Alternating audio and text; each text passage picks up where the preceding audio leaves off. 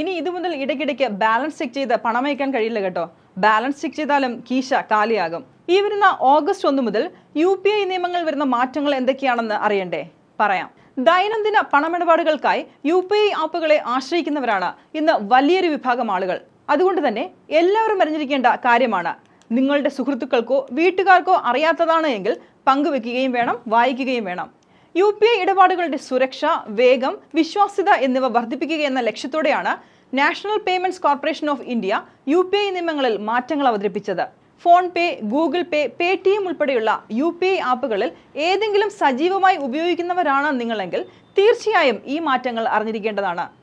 നിങ്ങൾ account balance തിരയുന്നതിലും പണം അയക്കുന്നതിലും ഇടപാടുകൾ കൈകാര്യം ചെയ്യുന്നതിലുമെല്ലാം പുതിയ നിയമങ്ങളിലൂടെ മാറ്റം വരും.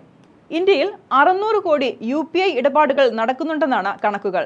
ഇടപാടുകൾ നടക്കുമ്പോൾ വരുന്ന കാലതാമസം, UPI സേവനങ്ങൾക്ക് തടസ്സം നേരിടുന്ന പ്രശ്നങ്ങൾ എന്നിവ സംബന്ധിച്ച് സമീപകാലത്തായി പരാതികൾ ഉയർന്നു വരുന്നുണ്ട്.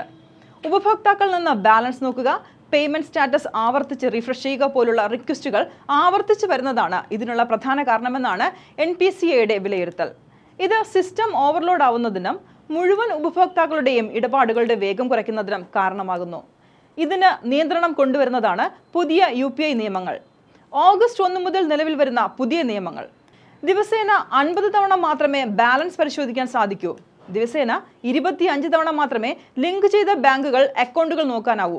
വിവിധ സബ്സ്ക്രിപ്ഷനുകൾ ഉൾപ്പെടെയുള്ള ഓട്ടോപേ ഇടപാടുകൾ ഒരു ദിവസം ഉടനീളം തോന്നും പോലെ നടക്കുന്നതിന് പകരം ഇനി നിശ്ചിത സമയങ്ങളിൽ മാത്രമേ ഓട്ടോപേ ഇടപാടുകൾ നടക്കൂ. പണമിടപാട് നടത്തിയതിന്റെ സ്റ്റാറ്റസ് പരിശോധിക്കുന്നതിന് ദിവസേന 3 തവണ മാത്രമേ സാധിക്കൂ.